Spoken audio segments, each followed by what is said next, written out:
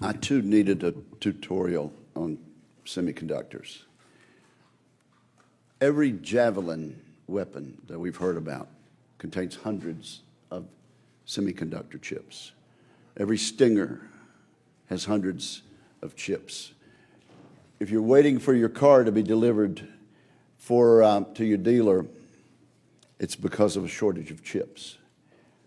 There is no way we will ever be able to persuade the Chinese to keep from subsidizing their manufacture of semiconductors. There's no way to keep our competitors internationally from doing so.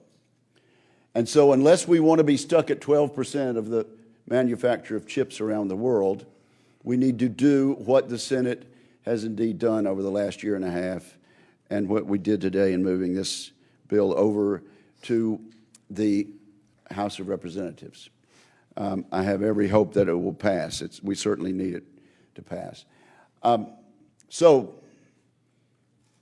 a big step in regaining America's edge in semiconductors.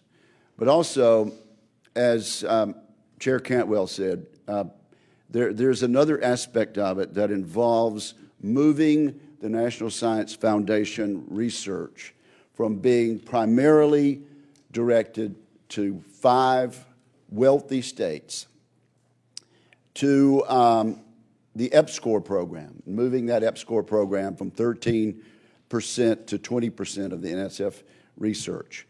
That is going to enable 25 states, like my state of Mississippi, like many of the states represented at this press conference. It's going to enable us to be part of the new wave of research to keep us competitive in quantum computing, in artificial intelligence, and in things of that nature.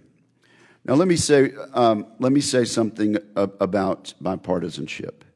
There was a moment yesterday after as the cloture vote was coming to an end, when the Republican leader and the Democratic leader were seen shaking hands on the floor and chatting with each other, as if that were somehow something that was highly unusual.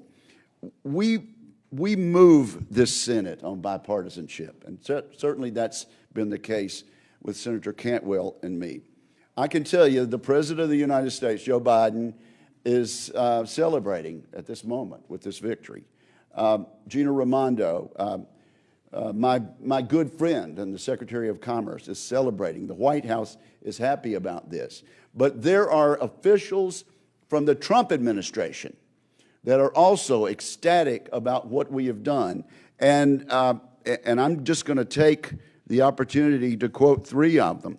Ambassador Robert Lighthizer, the chief trade advisor to President Donald Trump, said this about the bill that we've just passed in the U.S. Senate. We are in this existential competition with China. The battleground of that competition is technology and chips, and that's where we're going to win it or lose it. It's in this bill. That's Robert Lighthizer. Mike Pompeo, CIA director under Trump, knows a little something about the threat that we face. Also then Secretary of State under President Donald Trump. He said this about this bill in urging a yes vote.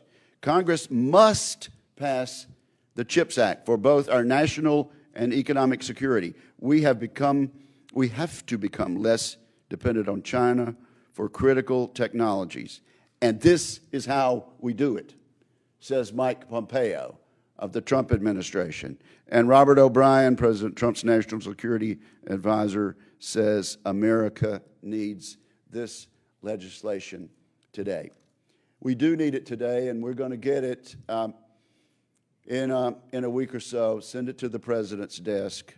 And so it is a victory for this administration, and my hat is off to the secretary and to the Democratic leader for the part that they played, and I know they're smiling today. But this is a huge victory for these Republicans and for this Republican and for national security. And so I would end my comments today by saluting the bipartisan effort that was necessary to bring us to this point.